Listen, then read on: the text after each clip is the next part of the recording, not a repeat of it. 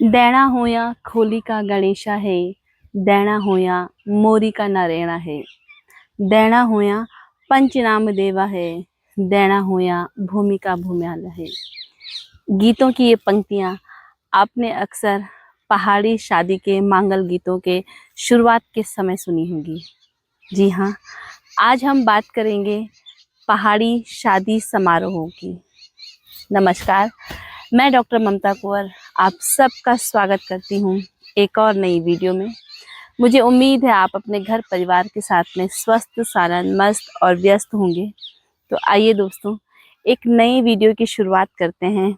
अपनी माटी और अपनी धरोहरों से जुड़ी एक नई बात करते हैं।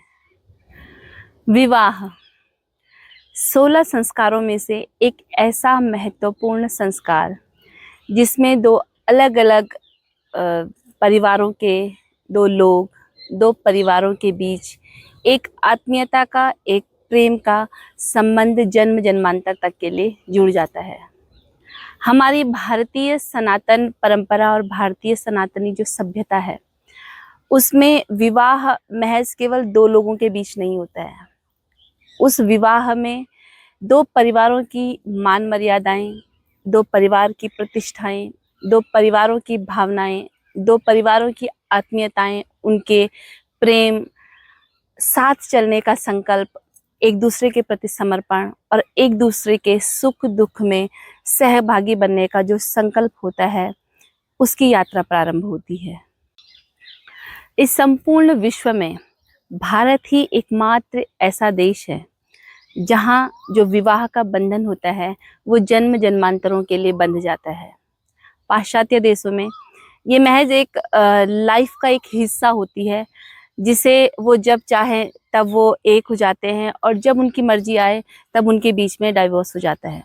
लेकिन हमारे भारतीय परंपरा में विशेष रूप से हिंदू समाज के लोगों के लिए जो ये विवाह होता है वो एक देव संयोग होता है। ये माना जाता है कि जोड़ियां ऊपर तय की जाती हैं, उनका मिलन इस धरती पर कराया जाता है। तो इसलिए हमारे हिंदू परंपरा में, हिंदू धर्म में विवाह की जो पूरी प्रक्रिया है, इसको पूरे विधि विधान के साथ में, मंत्रोच्चार के साथ में और पूरे भव्य तरीके से कराया जाता है। ऐसा माना जाता है कि जिन दो नवयुगलों का हम इस समय एक करवा रहे हैं और इस देव संयोग को शिरोधार्य मान करके इसे पूरे रीति रिवाज, पूरी वैदिक पूजा पद्धति और भव्य समारोह के साथ में आयोजन किया जाता है। यूं तो जो ये विवाह की पूरी प्रक्रिया होती है, इसका हर एक रस्म, हर एक जो इसकी परंपरा है, जो रीतियां निभाई जाती हैं, वो सभी महत्वपूर्ण होती हैं। लेकिन जो विशेष एक जहाँ से शादी की शुरुआत मानी जाती है वो होती है गणेश पूजा। और हमारी पहाड़ी परंपराओं में, पहाड़ी शादियों में हल्दी हाथ और गणेश पूजन का बहुत बड़ा महत्व है।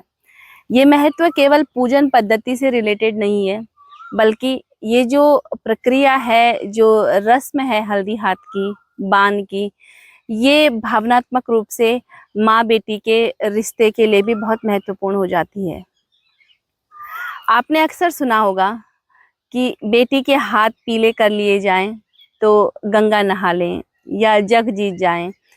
तो हाथ पीले करने का अर्थ ये होता है कि आप अपनी बेटी की शादी करवा रहे हैं। सुबह सुबह जब हल्दी हाथ के साथ में शादी की शुरुआत की जाती है, तो उस गुजरते एक एक पल में उस बेटी को या बेटे को ये एहसास होता है कि बहुत सारी चीज़ें अब वैसी नहीं रह जाएंगी जैसे इस क्षण से पूर्व रहा करती थी। इस चीज़ को हर व्यक्ति महसूस करता है, हर दूल्हा या हर दुल्हन महसूस करती है कि जिस घर में वो अभी है, जिस घर आंगन में वो अभी खेली पली बड़ी, वो उससे छूटने वाला है। इस सेकंड के बाद से चीज़ें पूरी तरीके से बदल जाएंगी। जो उसका अपना घर हुआ करता था, वो अब उसका मायका कहा जाएगा। तो ये जो पल होते हैं एक बेटी के लिए और उसके माता पिता के लिए, ये बहुत भावुक क्षण होते हैं। इसलिए आपने देखा होगा कि जो शादियाँ होती हैं, विशेष रूप से पहाड़ों में जो शादियाँ होती हैं, उसमें मंगल स्नान में की जो पूरी प्रक्रिया होती है, जब तक उसको बांध दिया जा रहा है, बेटी के आँसू थमते नहीं हैं। इसमें एक रिवाज जो ये होता है कि ओखल में चावलों को और हल्दी को एक साथ कूटा जाता है, उसका पेस्ट बनाया जाता है और उस पेस्ट को लड़की उसमें हाथ भिगो करके और पूरे घर पर अपने हाथों की छाप देती है। लड़का भी इसी तरीके से हल्दी हाथ में पूरे घर पर हाथों की छाप लगाता है। इसके दो जो पहलू हैं वो ये कि क्योंकि वर और वधू जो होते हैं वो लक्ष्मी नारायण का स्वरूप होते हैं और हल्दी शुभ होती है, तो उस घर की सुख समृद्धि के लिए स्मृतियों के रूप में वो या आशीर्वाद के रूप में वो उन हल्दी हाथ के छापों को पूरे घर पर लगाते हैं।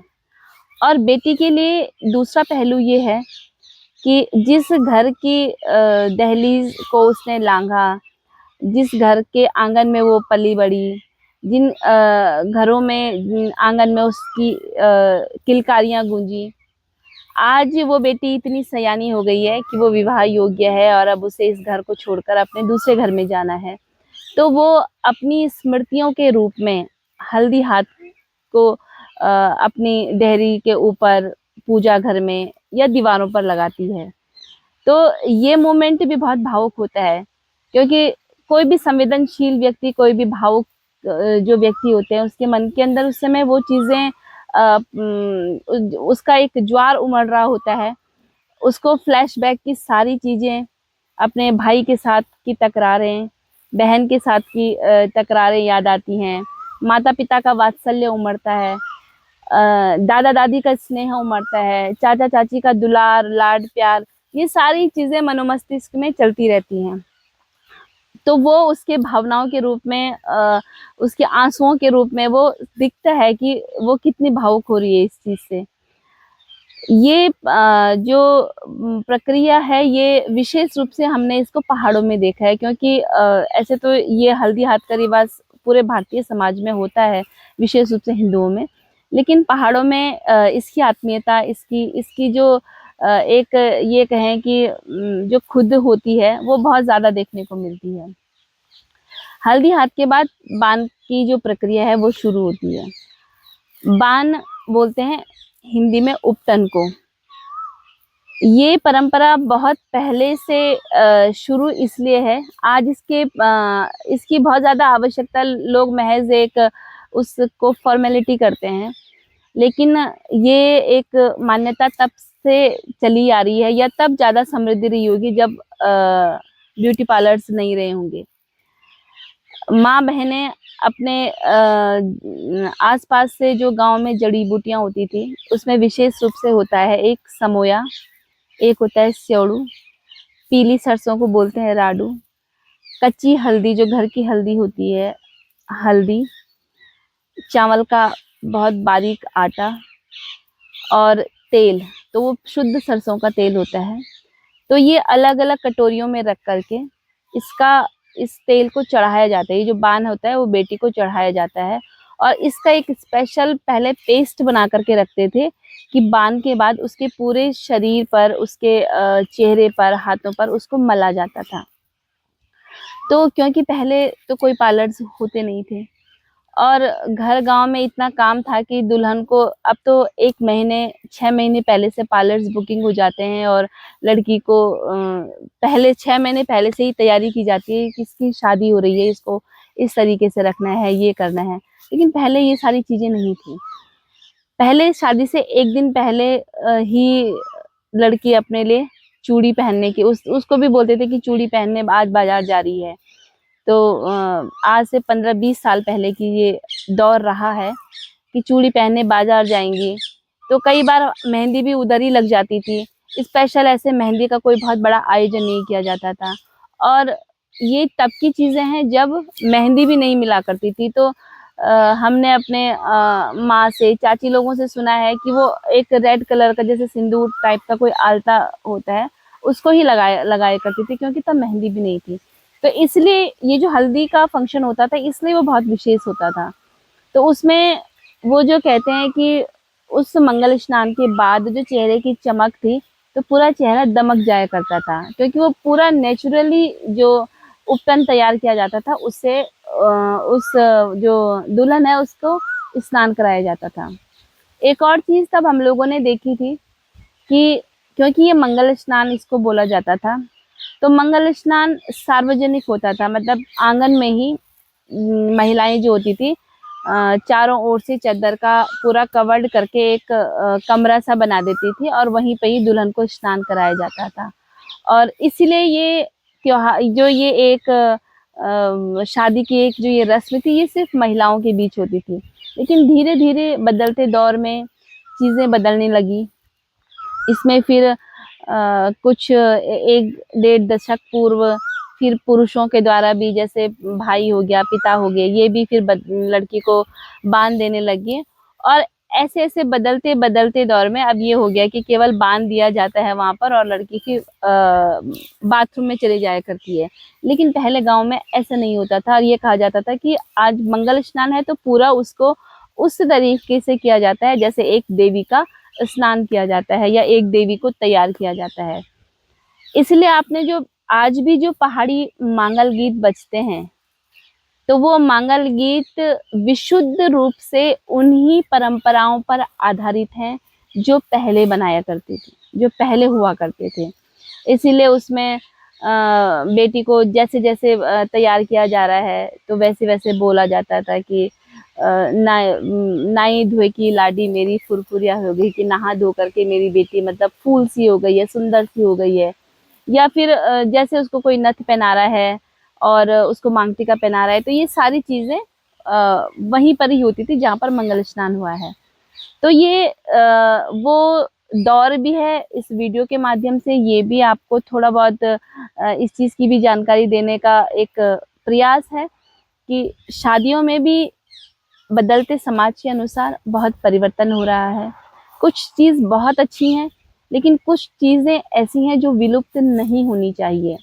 उसमें से जो ये समोया, उपटन और इन चीज़ों का है, इन चीज़ों का प्रयोग ज़रूर और ज़रूर होना चाहिए, क्योंकि ये वो औषधीय बूटियाँ हैं जो इनमें एंटीसेप्टिक गुण भी बहुत बहुत ही अच्छे उससे होता है।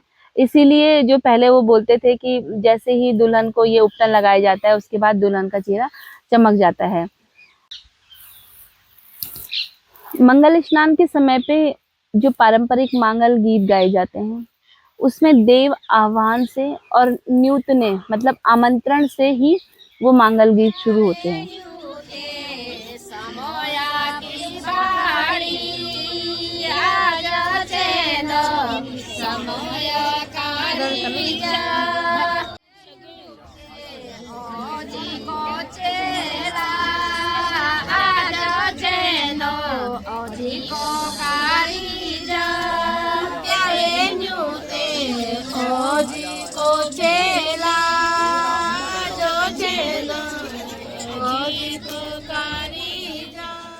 तो अगर आप ध्यान से उन मांगल गीतों को सुनेंगे, तो उसमें साफ साफ कहते हैं कि पहले इस चीज़ का न्यूतन किया जा रहा है। फिर जैसे कि आज न्यूती हल्दी की बाड़ी, आज चेंदो हल्दी कारीजो, मतलब हल्दी की जो गांठ है या हल्दी की जो बाड़ी है, उसको हमने न्यूता दिया है, क्योंकि उसका कार्य है, कार्य में उसको शामिल किया जाएगा।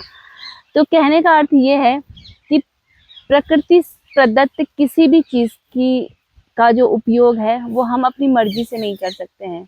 उससे एक अनुमति आवश्यक है, उससे प्रार्थना आवश्यक है, और प्रार्थना के साथ साथ में इस चीज़ की कामना भी कि जिस निमित्त उसको न्यूतन किया जा रहा है, जिस निमित्त उसके सारे चीज़ों का हम उपयोग कर रहे हैं, वो कार्य सफल हो जाए।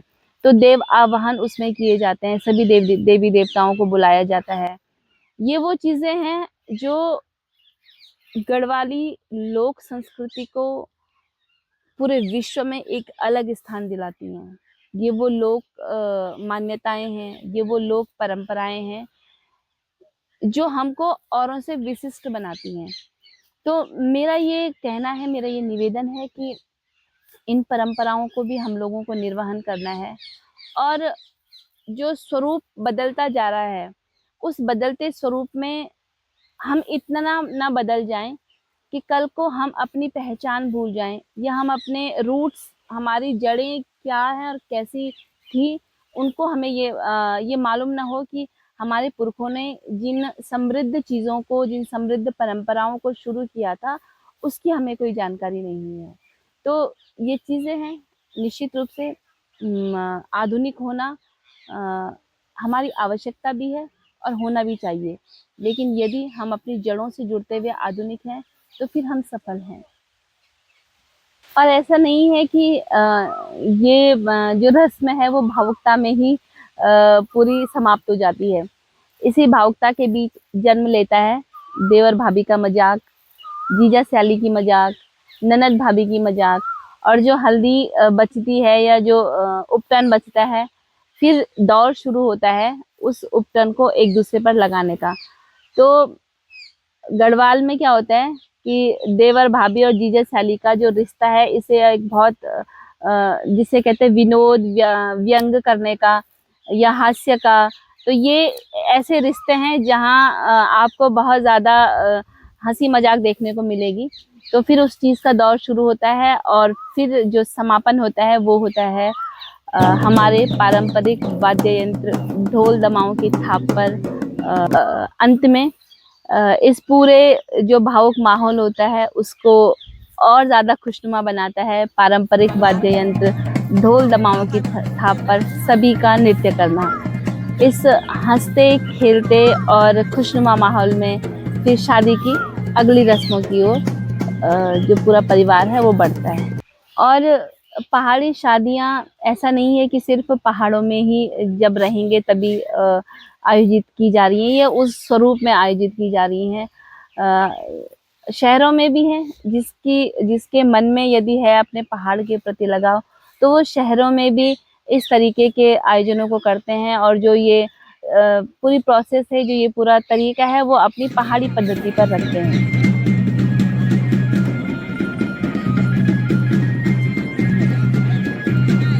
और इस तरीके से मुझे उम्मीद है कि आप लोगों को ये वीडियो भी बहुत पसंद आई होगी और आप लोग जान पाए होंगे जो गढ़वाली नहीं है, जो पहाड़ी नहीं है, कि किस तरीके से और क्या अर्थ होता है विशेष कुछ रीति रिवाजों का, कुछ परंपराओं का। तो ये वीडियो हम यहीं पर समाप्त करेंगे और मिलते हैं अपनी माटी और धरोहर से जुड़ी एक और नई वीडियो में। तब तक आप इस वीडियो का आनंद लीजिए और कमेंट में मुझे ज़रूर बताइएगा कि आप लोगों के यहाँ किस तरीके से हल्दी हाथ को मनाया जाता है। नमस्कार।